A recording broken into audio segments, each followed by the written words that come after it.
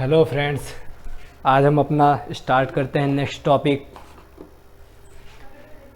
पिछले क्लासेस में हम पढ़ चुके थे क्या, सोशियोमेट्री पढ़े थे और पीओएसी रूल पढ़े थे। आज उसी पीओएसी रूल का क्वेश्चन हम लोग सॉल्व करना स्टार्ट करेंगे। चलिए देखते हैं। उसके पहले हम लोग लिमिटिंग रिएजेंट पढ़ लेते हैं कि लिमिटिंग रिएजेंट क्या है। मतलब आज हम लोग क्या क्या पढ़ेंगे। पहला तो हम पढ़ेंगे लिमिटिंग रिएजेंट और दूसरा क्या पढ़ेंगे, क्वेश्चन ऑफ पीओएसी रूल। चलिए इसमें फर्स्ट टॉपिक हम लोग स्टार्ट करते हैं, लिमिटिंग रिएजेंट। लिमिटिंग रिएजेंट, देखिए लिमिटिंग रिएजेंट में क्या होता है, that reactant which consume first during the reaction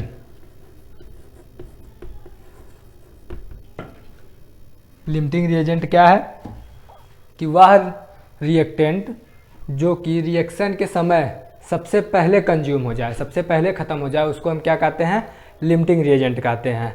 अब जब सबसे पहले कंज्यूम हो रहा है, सबसे पहले ख़त्म हो रहा है, तो मतलब जो प्रोडक्ट का अमाउंट है वो भी यही डिसाइड करेगा। दूसरा चीज़ क्या है, लिमिटिंग रिएजेंट में फर्स्ट बात हम क्या जान लिए कि वह रिएक्टेंट जो कि सबसे पहले कंज्यूम्ड हो जाता है, यानी सबसे पहले ख़त्म हो जाता है कब, रिएक्शन के समय में, उसे हम क्या कहते हैं, लिमिटिंग रिएजेंट बोलते हैं। दूसरी चीज़ लिमिटिंग रिएजेंट की क्या खासियत है, इट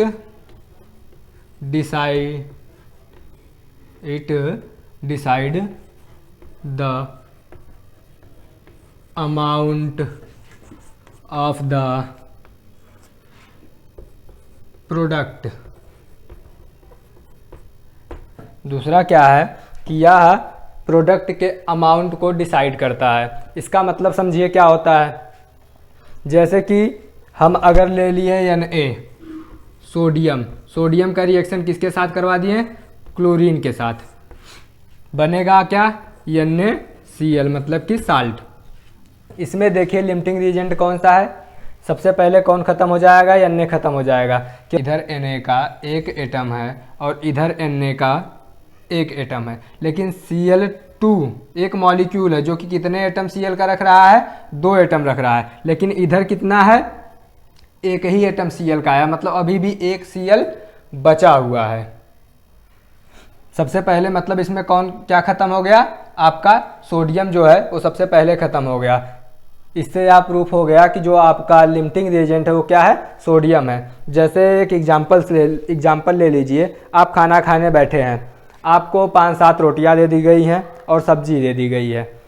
आप रोटी सब्जी खा रहे हैं, मतलब रिएक्शन चल रहा है। रोटी सब्जी जब आप खा रहे हैं तो ये समझिए कि रिएक्शन चल रहा है। अब आपकी सब्जी ख़त्म हो गई, रोटी अभी बची हुई है, तो सबसे पहले क्या ख़त्म हो गया, सब्जी ख़त्म हो गई। क्या अब आप खाएंगे बिना सब्जी के तो रोटी खाएंगे नहीं, तो लिमिटिंग रिएजेंट क्या हो गया, आपका सब्जी हो गई। और प्रोडक्ट कैसे डिसाइड किया लिमिटिंग रिएजेंट, अब आप जितना खाए हैं, जितना सब्जी था और उस सब्जी के साथ जितनी आप रोटी खाए हैं, वही तो प्रोडक्ट के फॉर्म में आपके पेट में गया है। एक्स्ट्रा रोटी तो आप खाए नहीं क्योंकि सब्जी खत्म हो गई थी। तो लिमिटिंग रिएजेंट क्या है, यहाँ पर सब्जी है। उसी तरह से यहाँ पर सोडियम का एक ही एटम है और यहाँ पर क्लोरीन का 2 एटम है। इसको आप रोटी मान लीजिए, आप इसको सब्जी मान लीजिए। क्लोरीन, 2 क्लोरीन में से एक क्लोरीन आपका सोडियम के साथ रिएक्ट करके NaCl बना दिया, बाकी एक क्लोरीन आपका बच जाएगा। तो आपका लिमिटिंग रिएजेंट क्या हो गया, सोडियम हो गया। और ये प्रोडक्ट जो है, प्रोडक्ट का अमाउंट भी सोडियम ही डिसाइड करेगा। समझ गए होंगे लिमिटिंग रिएजेंट के बारे में।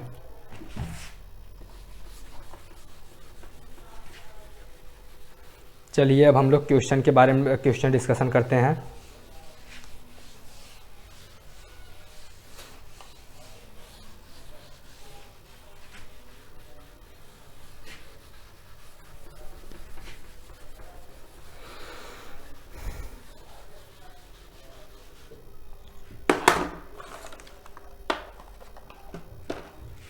क्वेश्चन देखिए, हम किसकी बात किए हैं, POAC का क्वेश्चन हम लोग आज डिस्कस करेंगे। पहला क्वेश्चन क्या है, what amount of oxygen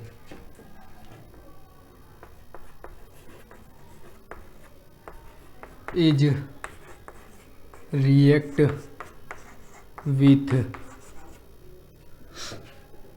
1 gram of calcium atom. पूछा क्या गया है कि कितना अमाउंट आपका ऑक्सीजन रिएक्ट करेगा किसके साथ, कैल्शियम एटम के साथ। देखिए पहली बात यहाँ पर दिया गया ऑक्सीजन, ऑक्सीजन का एटम नहीं दिया गया, ऑक्सीजन दिया गया, मतलब आप यहाँ पर क्या लेकर चलेंगे, O2 लेकर चलेंगे। अगर ऑक्सीजन एटम दिया रहता तब क्या लेकर चलते आप, O लेकर के चलते हैं। क्वेश्चन में इस बात का ध्यान दीजिएगा। तो Ca प्लस O2 ये दोनों मिलकर आपका क्या बना लेगा, CaO बना लेगा। कैल्शियम और ऑक्सीजन एटम, कैल्शियम और ऑक्सीजन का मॉलिक्यूल दोनों मिलकर के आपका क्या बनाया, CaO का एक मॉलिक्यूल बना दिया। और पूछा क्या है कि इस 1 ग्राम कैल्शियम को खत्म करने के लिए कितना O2 लगेगा, यही ना पूछा गया है। What amount of oxygen is react, मतलब कितना अमाउंट आपका ऑक्सीजन रिएक्ट करेगा किसके साथ, कैल्शियम के साथ। उसको निकालने के लिए हम POAC रूल लगाते हैं। POAC रूल के तहत क्या होता है, आपका पहले आप देखते हैं किसके तरफ, रिएक्टेंट के तरफ। रिएक्टेंट की तरफ ऑक्सीजन आपका कितना है, moles of oxygen in O2 equal to कितना हो जाएगा, एक ऑक्सीजन मॉलिक्यूल कितना O एटम रखा है, 2 एटम रखा है, तो 2 मोल्स ऑफ O2 के बराबर हो जाएगा। ये तो रिएक्टेंट साइड हो गया। प्रोडक्ट साइड आइए, moles of oxygen in CaO कितना हो गया आपका, एक मॉलिक्यूल CaO का कितना एटम ऑक्सीजन का रखा है, एक ही रखा है, तो यहाँ पर हो जाएगा 1 मोल ऑफ CaO। फिर आइए कैल्शियम पे ध्यान दीजिए, moles of calcium in reactant, ये रिएक्टेंट साइड है ना, तो यहाँ पर रिएक्टेंट लिख दीजिए, रिएक्टेंट किसके बराबर हो गया, 1 मोल ऑफ Ca के। प्रोडक्ट साइड देख लीजिए, moles of Ca in CaO, तो यहाँ पर भी देखिए एक मॉलिक्यूल CaO का कितना Ca रखा है, एक ही रखा है, तो यहाँ पर भी क्या हो जाएगा, 1 मोल ऑफ CaO के बराबर हो जाएगा। अब देखिए आपको यहाँ पर 2 जगह CaO देखने को मिल रहा है। पहली बात तो ये देख लीजिए, POAC रूल क्या बोलता है कि प्रोडक्ट और रिएक्टेंट साइड का जो मोल्स होता है वो हमेशा क्या होता है, इक्वल होता है। जब इक्वल होगा तो ये वाला इसके बराबर हो जाएगा और ये वाला इसके बराबर हो जाएगा। लिख लीजिए 2 mole O2 equal to 1 mole CaO। दूसरा वाला देखिए, ये तो फर्स्ट हो गया, इसको आप फर्स्ट मान लीजिए, इसको आप सेकंड मान लीजिए, ये आपका फर्स्ट हो गया। दूसरा देखिए 1 mole of CaO equal to 1 mole of CaO equal to 1 mole of Ca। ये आपका कौन सा हो गया, दूसरा हो गया। ये किसके तहत हो रहा है, POAC के तहत हो रहा है। इस बात को आप लोग समझते रहिएगा। अब देखिए 1 मोल ऑफ CaO यहाँ पर भी है, 1 मोल ऑफ CaO यहाँ पर भी है, मतलब कि जब ये दोनों, ये इसके बराबर है, ये इसके बराबर है, तो ये दोनों आपस में बराबर हो सकते हैं कि नहीं, हो सकते हैं। कैसे हो सकते हैं उसको देख लीजिए। 4/2 इक्वल टू 2, 8/4 इक्वल टू 2। तो ये और ये दोनों बराबर हो सकते हैं कि नहीं? 4/2 इक्वल टू 8/4, ये दोनों बराबर हो सकते हैं क्योंकि दोनों का रिजल्ट क्या आएगा? काटने के बाद 2 ही आएगा। उसी तरह से 2 mole of O2 equal to 1 mole of Ca, ये आपका मिल जाएगा। ये काफ़ी लॉन्ग में लेकर, ये बहुत ज़्यादा हम लॉन्ग में लेकर चल रहे हैं। क्यों चल रहे हैं? क्योंकि आप लोगों को आराम से समझ में आ जाए। इसके बाद जो भी क्वेश्चन आएंगे उसको हम थोड़ा सा शॉर्ट में लेकर चलेंगे, बार बार इसको नहीं इस तरह से बताएंगे। अब चलिए आगे देखते हैं। आगे हम क्वेश्चन मिटा दे रहे हैं। अब देखिए 2 mole of O2, 2 mole of O2 मतलब कि 2 इंटू W/M किसका? O2 का इक्वल टू 1 मोल ऑफ क्या है? Ca, 1 mole of Ca। तो W/M किसका है गया? हो गया Ca का हो गया। अब देखिए 2 इंटू W पूछा है O2 का कि कितना अमाउंट आपका रिएक्ट करेगा, तो W हो गया। अब बताइए ऑक्सीजन का एटॉमिक मास कितना होता है? 16 होता है। 2 ऑक्सीजन है तो कितना हो जाएगा? 32 हो जाएगा इक्वल टू W/M है। इसका W कितना दिया गया था क्वेश्चन में? 1 ग्राम दिया गया था, तो 1 हो गया। M कितना होता है? एटॉमिक नंबर 20 होता है, तो M हो जाएगा आपका मोलर मास हो जाएगा 40। समझ रहे हैं ना? उसके बाद देखिए W के यहीं पर रहने दीजिए, बाकी सबको इधर लेते आइए। तो W इक्वल टू 32/40 इंटू 2 कितना आ जाएगा? बताइए। देखिए 16, 4, तो यहाँ पर आ जाएगा आपका 0.4 के आसपास आपका क्या आ जाएगा? आंसर आ जाएगा। पहला तो हम लोग देखें कि व्हाट अमाउंट ऑफ ऑक्सीजन। अब दूसरा हम देखेंगे सेम क्वेश्चन में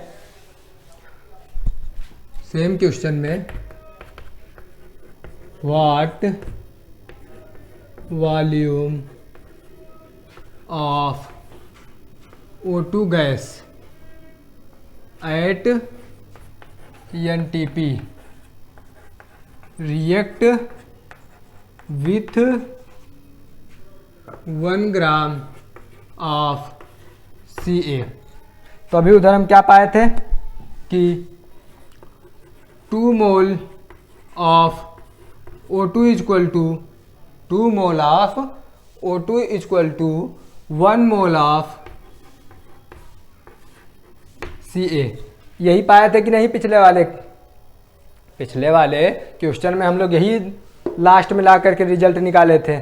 लेकिन अब यहाँ पर थोड़ी सी अलग बात क्या आ गई कि वहाँ पर हम लोगों को वेट निकालना था। तो वेट के लिए हमारा फार्मूला W/M होता है, लेकिन जब हम वॉल्यूम की बात कर लेते हैं तब जो आपका वॉल्यूम के लिए जो मोल का फार्मूला होता है वो क्या हो जाता है? गिवन वॉल्यूम अपान स्टैंडर्ड मोलर वॉल्यूम। तो यहाँ पर ये O2 जो है क्या है? गैस है। तो 2 इंटू गिवन वॉल्यूम मतलब कि वॉल्यूम जो आपको निकालना है अपान स्टैंडर्ड मोलर वॉल्यूम, ये कितना होता है? 22.4 के आसपास होता है इक्वल टू 1 मोल मतलब W/M हो जाएगा। W कितना दिया गया है? 1 ग्राम दिया गया है। M कितना हो जाएगा इसका? 40 हो जाएगा। इतना तो आप लोग समझ ही गए होंगे। चलिए आगे। अब वॉल्यूम इक्वल टू कितना हो जाएगा? ये ऊपर चला जाएगा 22.4 बाई 40 इंटू 2, यही है ना? इसके बाद जब आप इसको काटेंगे तो कितना आएगा? देखिए 22.4 80, फिर 0.28 के 0.28 लीटर के आसपास आपका क्या आ जाएगा, आंसर आ जाएगा। समझ गए होंगे। इस क्वेश्चन को हम एकदम पूरा सॉर्ट कर दिए क्योंकि इतना ज़्यादा पिछले वाले में जो भी समझाना था उसको हम समझा चुके थे। यहाँ पर सीधे हम मोल से लेकर के आगे बढ़ गए हैं। नेक्स्ट चलिए,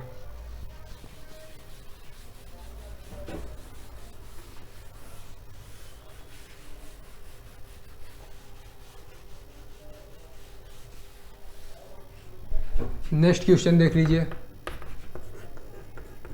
वॉल्यूम ऑक्यूपाइंग बाई 1 मोल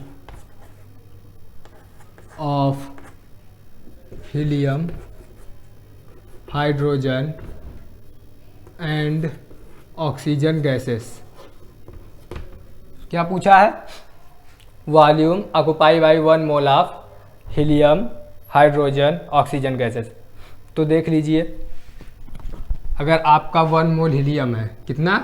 1 मोल आपका हीलियम है, तो इसका बताइए फार्मूला क्या होता है? Given volume upon standard molar volume, यही फार्मूला होता है। हाँ, मोल आपका दे दिया गया कितना? 1। गिवन वॉल्यूम क्या है? पूछा है कितना वॉल्यूम ऑक्यूपाई करेगा। स्टैंडर्ड मोलर वॉल्यूम कितना होता है? 22.4 होता है। तो वॉल्यूम इक्वल टू कितना आ जाएगा आपका, बताइए? ये उधर चला जाएगा, 22.4 लीटर आ जाएगा। ये लीटर कहाँ से आ रहा है पता है? क्योंकि ये जो आपका स्टैंडर्ड मोलर वॉल्यूम होता है वो किस में होता है? लीटर में होता है। नेक्स्ट देखिए, ये तो आपका हो गया पहला हीलियम का। दूसरा देखिए,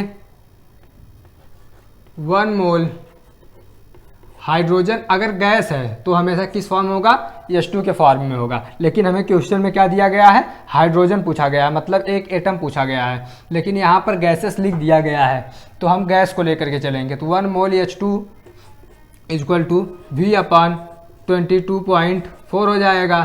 तो V इक्वल टू क्या हो जाएगा? 22.4 हो जाएगा। ये किसका आया है?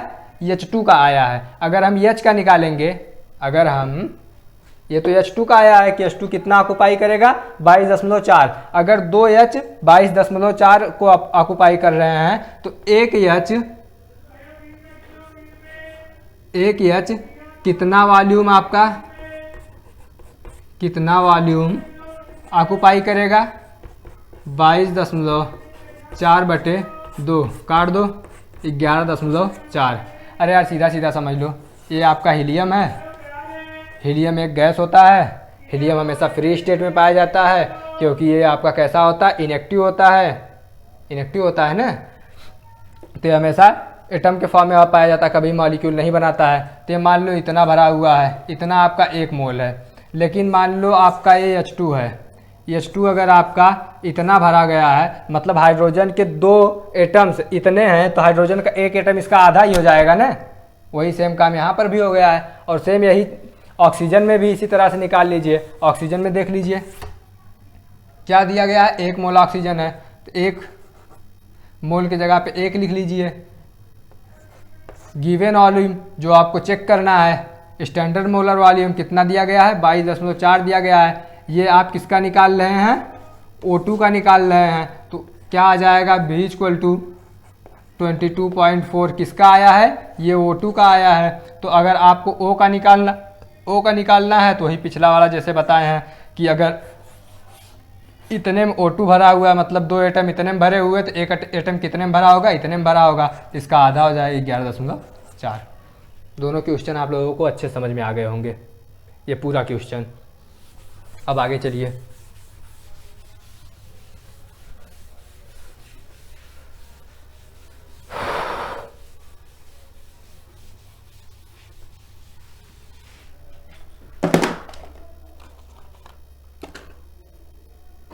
अब चलिए नेक्स्ट क्वेश्चन हम आप लोगों के लिए लेकर के आए हैं। बड़े बड़े क्वेश्चन हैं, देखिए पूछा क्या है।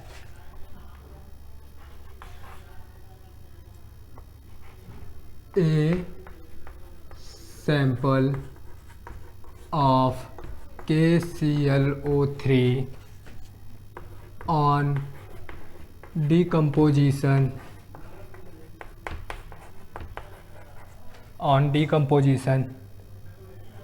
yielded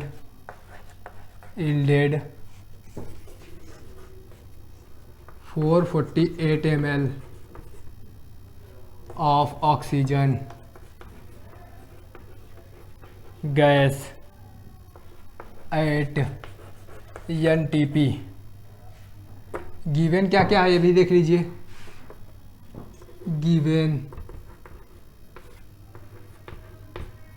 गिवन में आपका है K equal to 39,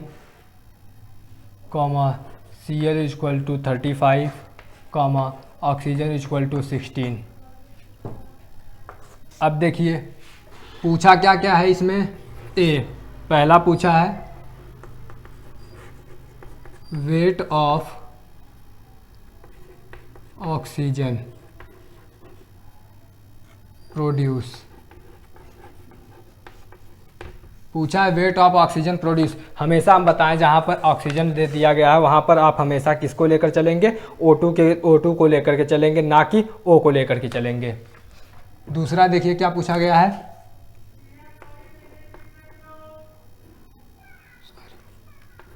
weight of KClO3 in original state. मतलब कि शुरुआत में आपका KClO3 कितना है और दिया गया है आपको गिवन क्या है, KClO3 का molar mass m equal to दे दिया गया है 122.5। थर्ड चलिए सी में देखिए क्या पूछा है, वेट ऑफ KCl प्रोड्यूस्ड। इसका आपका मोलर मास दे दिया गया है कितना, m इक्वल टू 74।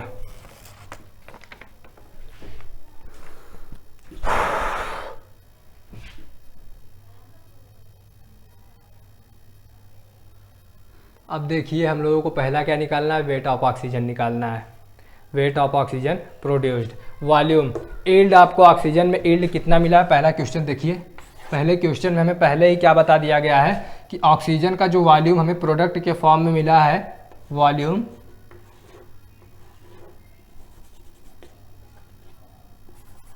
सॉल्यूशन में आइए, solution volume of oxygen. Oxygen को हम हमेशा किस में बोले हैं, O2 के फॉर्म में लेना है क्योंकि गैस है। कितना दिया गया है, 448 ml दे दिया गया है। तो मतलब अब हम फार्मूला कौन सा लगा सकते हैं, मोल्स वाला, जो कि किसमें given volume upon standard volume वाला फार्मूला है। उसको अगर आप लगाएंगे तो क्या हो जाएगा, number of moles of O2 equal to given volume कितना है 448 ml है। ml को आप लीटर में कन्वर्ट कर लीजिए तो कितना आ जाएगा, 448/1000 लीटर। O2 का कितना होता है, उसके बाद स्टैंडर्ड मोलर वॉल्यूम नीचे आ जाएगा। स्टैंडर्ड मोलर वॉल्यूम आपका कितना है 22.4 गुणे 1000। इसको काट दीजिए आप, कितना आ जाएगा 22.4। यहाँ से एक जीरो अगर आप हटा दें तो यहाँ से ये डेसिमल हट जाएगा। डेसिमल जब हट जाएगा तो 224 और ऊपर कितना बचेगा 448। कितनी बार जाएगा ये बताइए, 2 बार जाएगा। 2 भागे 100 कितना आ जाएगा 0.02। ये आपका क्या आ जाएगा, आंसर आ जाएगा। समझ गए होंगे। अभी 0.02 जो आपका आया आंसर में वो क्या है, मोल है। आपसे पूछा क्या गया है, वेट पूछा गया है। वेट बताने के लिए बताइए क्या होता है, n इक्वल टू n हम निकाल लिए 0.02 मोल जो अभी तक आंसर आया था। तो n इक्वल टू कितना होता है, W/m होता है। तो एन की वैल्यू रख दीजिए। एन की वैल्यू कितना आप रखेंगे देख लीजिए। एन की वैल्यू रख देंगे 0.02 इक्वल टू डब्ल्यू आपसे पूछा ही गया है।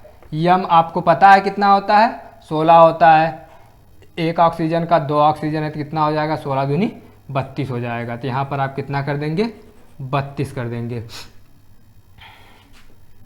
तो W इक्वल टू क्या हो जाएगा, W इक्वल टू हो जाएगा 32, उधर चला जाएगा 0.02 गुणे 32, 32 दूनी 64 आएगा। कितने अंक पे दशमलव है, 2 अंक पे, तो 2 अंक में दशमलव लगा करके यहाँ पर 0 कर देंगे। ये कितना आ जाएगा ग्राम में, मतलब अमाउंट वेट ऑफ ऑक्सीजन आपका कितना आ गया, 0.64 ग्राम आ गया। ऐसे ही ये क्वेश्चन आपका लगेगा।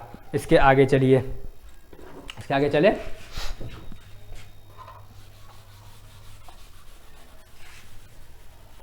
दूसरे में देखिए क्या पूछा गया है। दूसरे में पूछा गया है weight of KClO3 in original state है। तो ये जो रिएक्शन होगा, पहले तो आप रिएक्शंस को ही लिख लीजिए। रिएक्शन क्या होगा, KClO3 ये क्या बनाएगा, KCl बनाएगा प्लस O2 बनाएगा।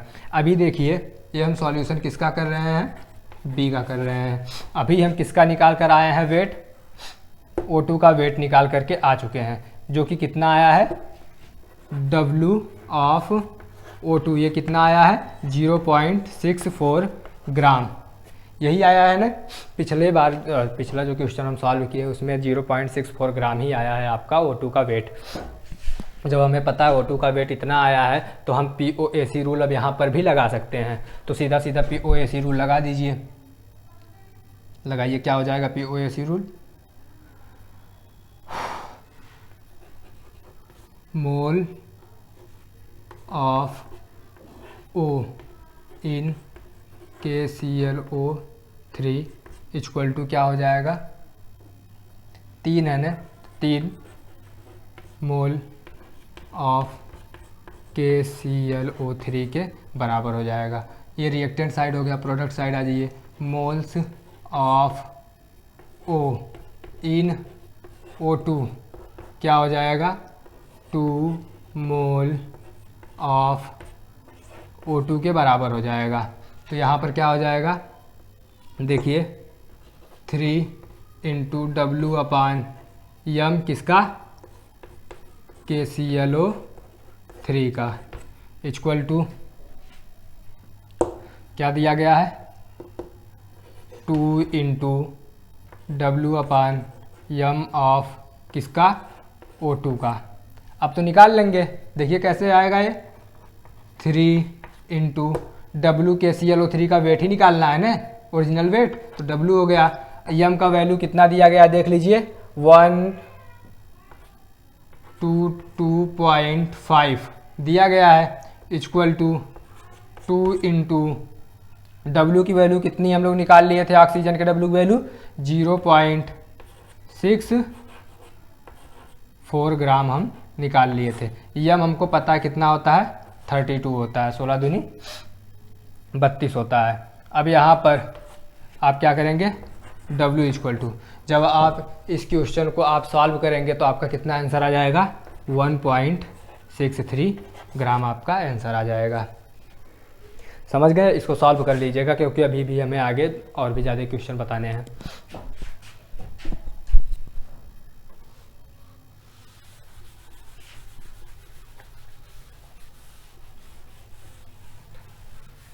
हमें तीसरी चीज़ क्या मिल गई, इसका वेट मिल गया। इसका वेट कितना आया है, 1.63 ग्राम। W इक्वल टू 1.63 ग्राम, ये आपका किसका वेट है, KClO3 का वेट है। इसको याद रखिएगा। अब इसका वेट और उसका वेट, ऑक्सीजन का जो वेट है वो काम आएगा आगे चल के। अब देखिए वेट ऑफ KCl प्रोड्यूस पूछा है, KClO3 ये किस में क्या क्या बनाया, KCl बना प्लस O2 बनाया, यही बनाया है ना। तो देखिए हमें KCl के बारे में पता करना है, वेट ऑफ KCl के बारे में पता करना है। तो मोल POAC ही देखो, POAC का हम क्वेश्चन बता रहे हैं, POAC रूल भी हम लगा रहे हैं। तो POAC रूल के के तहत क्या होता है वो आप लोगों को पता है, बार बार मैं उसी चीज़ को नहीं बताना चाह रहा हूँ, इसीलिए डायरेक्ट लगाता जा रहा हूँ। क्वेश्चन कैसे लग रहा है आप उसको देख लीजिए। तो मोल ऑफ के इन KClO3 इक्वल टू कितना हो जाएगा, एक एक दो, एक ही है ना के, तो एक गुणे मोल ऑफ KClO3 के बराबर हो जाएगा। अब दूसरा देखिए, मोल ऑफ के इन KCl किसके बराबर हो जाएगा, ये भी 1 इंटू मोल ऑफ KCl के बराबर हो जाएगा। अब POAC रूल के अकॉर्डिंग ये दोनों जो हैं आपस में बराबर हो जाएंगे। तो W/m of KClO3 equal to W/m of KCl, ये दोनों बराबर हो जाएंगे ना। अब बताइए इसका हम लोगों को W और m KClO3 का दोनों पता है कि नहीं। देखिए W कितना है, 1.63 ग्राम है, m कितना है 122.5 है, इक्वल टू W, KCl का W हमें फाइंड करना है, वेट ऑफ KCl है, W फाइंड करना है KCl का। m आपका कितना दिया गया है, 74 दिया गया है। इतना तो आप लोग समझ ही गए होंगे। तो W इक्वल टू यहाँ पर आपका कितना आ जाएगा, 0.993, ये आपका आंसर आ जाएगा ग्राम में।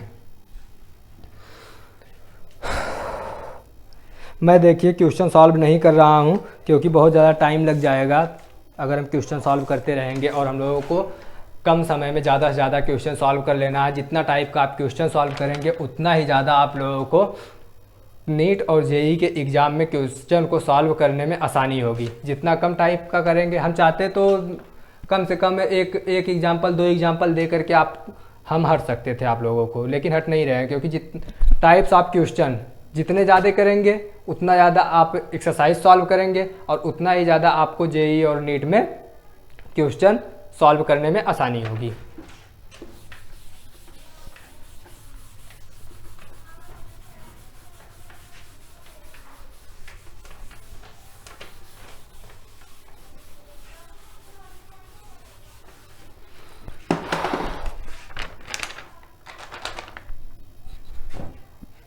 चलिए नेक्स्ट क्वेश्चन देखिए।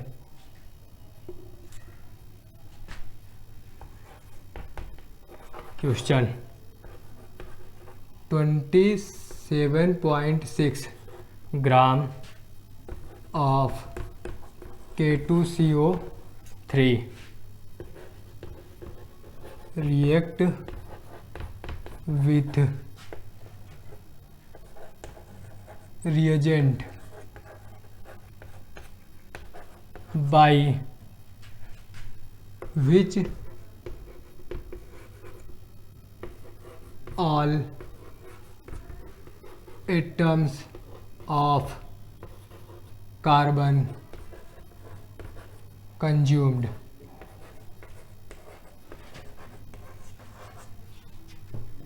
and product is क्या है, K2Zn3FeCN6 इस टोटल का होल ट्वाइज, ये आपका 3 है।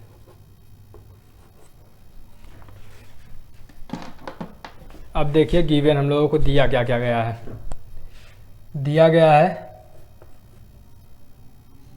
K equal to 39, Zn equal to 65,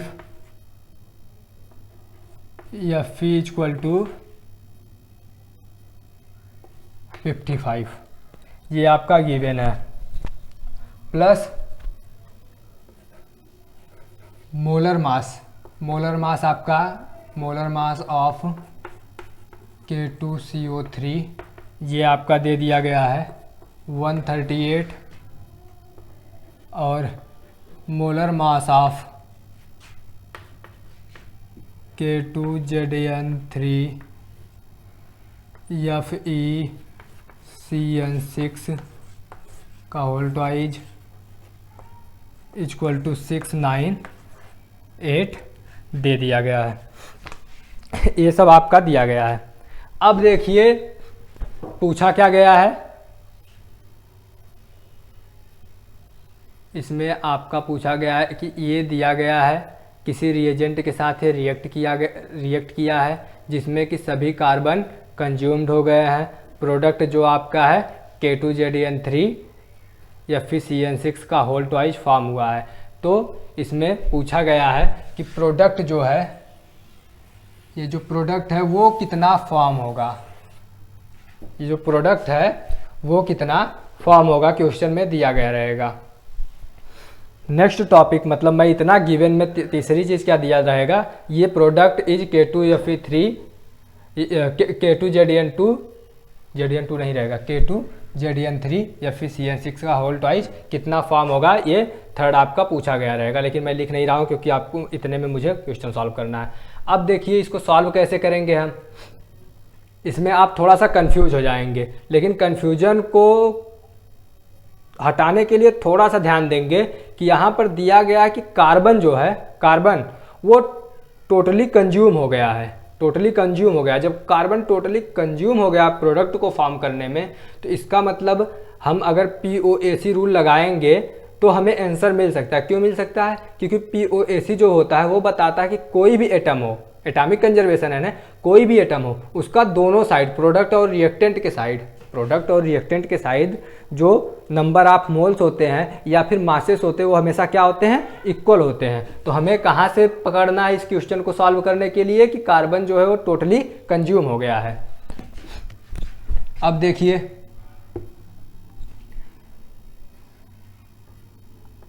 K2CO3 ये क्या फॉर्म किया है, K2ZN का होल थ्राइज FeCN6 का होल ट्वाइज। ये जान लीजिए आप लोग, अगर मान लीजिए मोलर मास तो इस क्वेश्चन में दे दिए हैं हम, अगर मोलर मास नहीं दिया गया है तो इसका मोलर मास निकालने के लिए ये आपका 2 पोटेशियम है, ये आपका 3 गुणे जिंक का मास लिख दीजिएगा, और Fe है, Fe का होल ट्वाइज है तो 2 इंटू Fe हो जाएगा, और CN6 है ना, CN कितना है, 6 है, और इधर बाहर कितना है, 2 है, तो मतलब 6 दूनी 12 CN हो जाएगा और 12 नाइट्रोजन हो जाएगा। इस चीज़ को ध्यान दीजिएगा। अब देखिए हमें यहाँ पर दिया क्या गया है, कार्बन पूर्ण रूप से कंज्यूम हुआ। हम कार्बन को ही लेकर के इस क्वेश्चन को सॉल्व कर पाएंगे, दूसरा कोई तरीका नहीं इस क्वेश्चन को सॉल्व करने का। इसीलिए वो आपको दे दिया है हिंट कि कार्बन जो कंज्यूम हुआ आप उसी को लेकर के सॉल्व करिए। देखिए moles of carbon in K2CO3 equal to कितना हो जाएगा, एक ही कार्बन है ना, तो 1 मोल ऑफ K2CO3 के बराबर हो जाएगा। और इसको हम प्रोडक्ट लेकर चलेंगे क्योंकि इतना बड़ा बार बार लिखना मेरे लिए उचित नहीं है क्योंकि स्पेस बहुत कम है। अब देखिए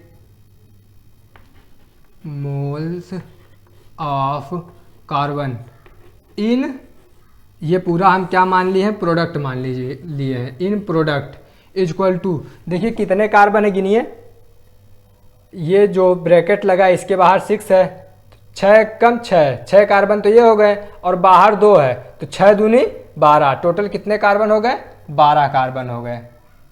समझ रहे होंगे, 12 मोल ऑफ प्रोडक्ट के बराबर हो जाएगा। इसको समझ में आया कि, ये बात समझ में आई कि नहीं आप लोगों को, कि यहाँ पर जो कार्बन है आपका इसके बाहर अगर 6 दिया गया है तो यहाँ पर 6 कार्बन हो गए, और फिर ब्रैकेट लगाकर अगर आपको 2 दिया गया है तो मतलब कि अब इस 6 कार्बन का ये दोगुना है। जैसे यहाँ पर Fe1 है ना, Fe ये बाहर 2 दिया गया है तो यहाँ पर 2 Fe लेंगे। यहाँ पर देखिए 6 दूनी 12 कर दीजिए, चाहे 6 कार्बन करके फिर 2 से गुणा कर दीजिए, फिर 12 आ जाएगा। मतलब यहाँ पर कितने प्रोडक्ट में कितने कार्बन है, 12 कार्बन है। मेरे बताने का मतलब यही है सिर्फ। अब देखिए POAC लगाइए, POAC लगाएंगे तो क्या आ जाएगा, 1 मोल W/M K2CO3 equal to 12W/m product, इसको हम क्या मान के चल रहे हैं, प्रोडक्ट मान के चल रहे हैं, इस बात को आप हमेशा ध्यान दीजिएगा।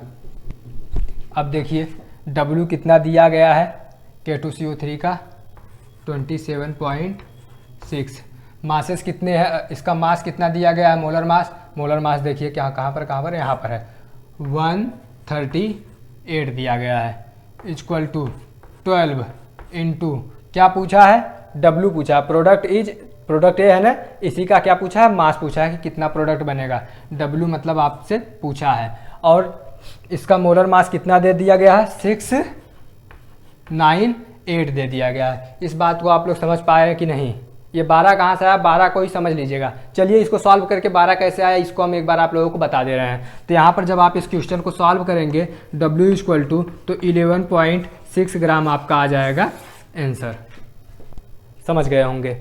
चलिए देख लीजिए, इसमें थोड़ी सी आप लोगों को कन्फ्यूजन, ये क्वेश्चन तो समझ में आ गया होगा ना, हम ऊपर से इरेज करके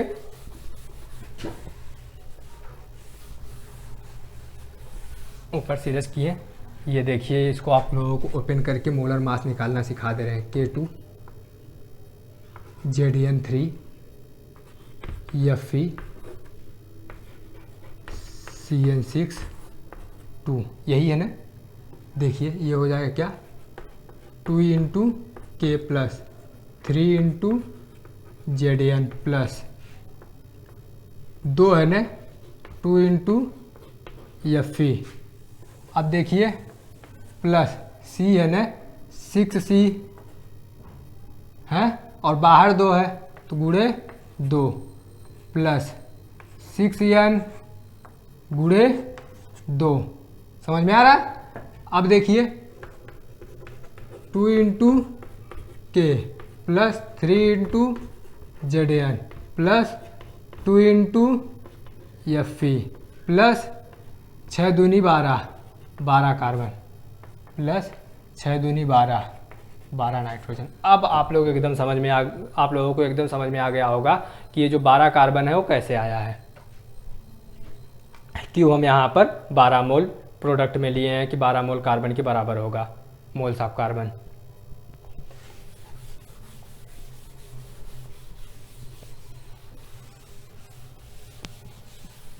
चलिए नेक्स्ट क्वेश्चन पे चलते हैं।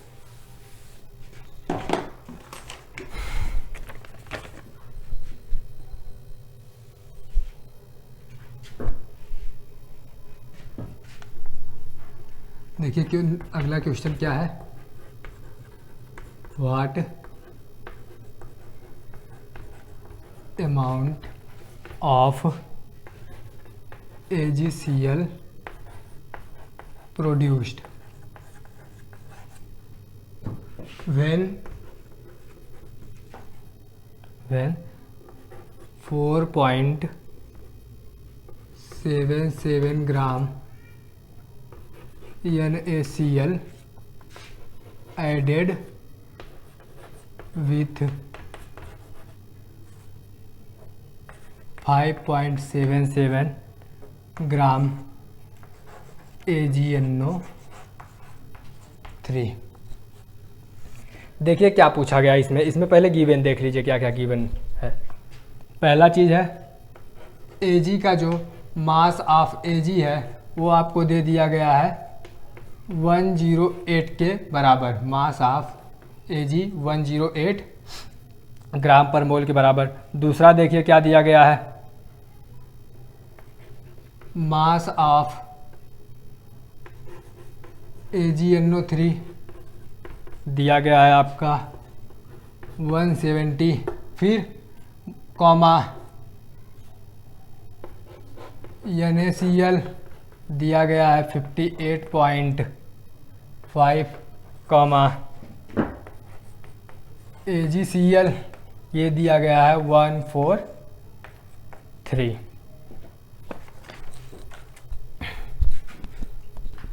अब चलिए देखिए इसमें पूछा गया है कि कितना AgCl प्रोड्यूस्ड होगा, मतलब कितना AgCl बनेगा जब आप 4.77 ग्राम NaCl को किसके साथ ऐड करेंगे, 5.77 ग्राम AgNO3 के साथ ऐड करेंगे। तो मतलब ये जो रिएक्शन बनेगा आपका क्या हो जाएगा, NaCl प्लस AgNO3 क्या फॉर्म किया है, AgCl प्लस बचा क्या, NaNO3। अब देखिए आप यहाँ पर कंफ्यूज होंगे कि हम ले करके किसको चले, मतलब कैसे इस पे POAC हम लगाएं। तो इसी के लिए हम आपको सबसे पहले क्या पढ़ा दिए थे, लिमिटिंग रिएजेंट। लिमिटिंग रिएजेंट मतलब प्रोडक्ट कौन डिसाइड करेगा, ये प्रोडक्ट बन रहा है ना, AgCl प्रोडक्ट बन रहा है ना, अमाउंट ऑफ प्रोडक्ट कौन डिसाइड करेगा, जो कि लिमिटिंग रिएजेंट होगा, जो कि सबसे पहले कंज्यूम होगा। तो सबसे पहले हमें क्या निकालना पड़ेगा, लिमिटिंग रिएजेंट निकालना पड़ेगा। किसमें, NaCl और AgNO3 के बीच सबसे पहले हमें क्या निकालना पड़ेगा, लिमिटिंग रिएजेंट निकालना पड़ेगा। उसको निकालने के लिए देखिए हम क्या करेंगे, NaCl है ना, कितना मोल NaCl दिया गया, कितना मोल AgNO3 दिया गया, इसको आप निकाल लेंगे कि नहीं। देखिए कैसे, मोल्स ऑफ, पहले हम किसका निकाल लें, AgNO3 का ही पहले चलो निकाल लेते हैं। AgNO3 का निकालेंगे तो कितना आएगा, AgNO3 बताइए कितना है, 5.77 ग्राम है, अपान मोलर मास आपका कितना है AgNO3 का, 170 ग्राम पर मोल है, इतना है ना। जब आप इसको काटेंगे तो आपका आ जाएगा 0.033 मोल बचेगा ना, मोल, क्योंकि ग्राम से ग्राम आपका कैंसिल हो जाएगा। अब यन आ जाइए, यन किसका आप निकाल रहे हैं, अब आप निकाल रहे हैं NaCl का। NaCl का निकालेंगे तो कितना आ जाएगा, NaCl W कितना दिया गया है, 4.77 ग्राम, यम कितना दिया गया है, यम 58.5 यही दिया गया है ना। तो इसको जब आप काट लेंगे तो कितना आपका आ जाएगा, 0.081 आ जाएगा। समझ में आया कि नहीं, इतना आप लोगों को समझ में आया कि नहीं, ये 0.081 मोल आ जाएगा। अब देखिए हम निकाल लिए दोनों का मोल्स, रिएक्टेंट का मोल्स। अब बताइए इन दोनों में से किसका मोल कम है, किसमें मॉलिक्यूल्स की संख्या कम है। मोल कम मतलब किसमें मॉलिक्यूल की संख्या कम, जो जिसमें मॉलिक्यूल की संख्या कम वही क्या होगा, लिमिटिंग रिएजेंट होगा, क्योंकि वही सबसे पहले कंज्यूम होगा। किसमें कम है, ये वाला देखिए कम है, AgNO3 में आपका कम है। तो हम किसको लेकर के चलेंगे, लिमिटिंग रिएजेंट AgNO3 को लेकर के चलेंगे। चलिए इसको आप इरेज करिए। अब आइए लगाते हैं हम अपना POAC।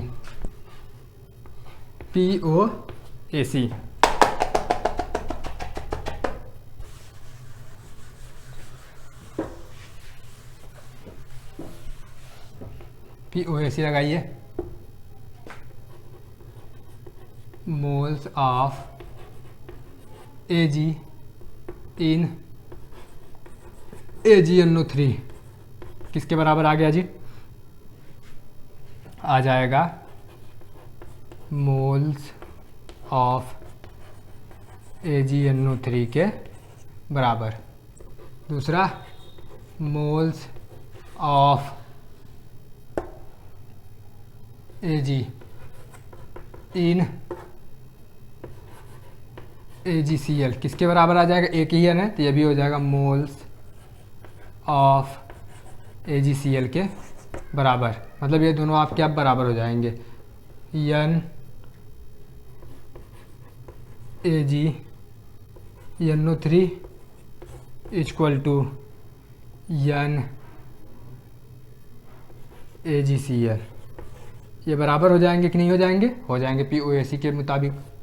अब यहाँ पर क्या हो जाएगा, W/M। ये बताइए हम लोग पहले ही निकालना क्या है, अमाउंट AgCl का। AgCl का अमाउंट निकालना है, मोल्स हम पहले ही AgNO3 का निकाल लिए हैं। कितना निकाले हैं, 0.33। W इसका कितना हो जाएगा, W इसका निकालना है, और AgCl का हम मोलर मास लिखे हैं यहाँ पर कितना है, 143 के इक्वल है। जब हम इसको इधर लेकर जाएंगे तो W इक्वल टू कितना आ जाएगा, 0.33 इंटू 143। अब इसको जब आप सॉल्व करेंगे तो आपका आंसर आ जाएगा 4.87 ग्राम। ये टॉपिक आपकी हो गई कंप्लीट। इसमें हम आपका लिमिटिंग रिएजेंट का अगर क्वेश्चन आए तो उसको कैसे सॉल्व करेंगे उसको भी बता दिए। अब देखिए, आप लोग तो देख तो लेते हैं वीडियो, लेकिन लाइक और शेयर और सब्सक्राइब नहीं करते हैं। तो प्लीज़ लाइक शेयर सब्सक्राइब करिए, अपने दोस्तों को भी भेजिए, वो लोग भी पढ़ें, हमें भी थोड़ा सा मोटिवेशन मिले, एनर्जी मिले, हम और भी एनर्जी के साथ यहाँ पर आए, आप लोगों को और भी ज़्यादा ज्ञान दे करके जाएं। सो प्लीज़ शेयर करिए। धन्यवाद।